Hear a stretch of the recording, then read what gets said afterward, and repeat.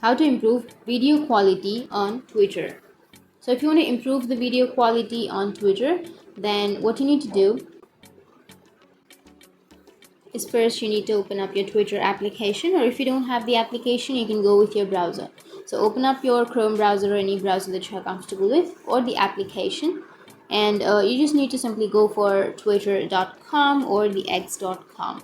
Once you're here, you need to go for the profile, which is on the upper left, and make sure that you have a stable internet connection. Once you have a stable internet connection, scroll down, tap on settings and privacy, and under the settings you need to go for accessibility, display and languages, and tap on data usage, and make sure that you have turned off the data saver option, because if you have turned on the data saver, then your video quality will be low.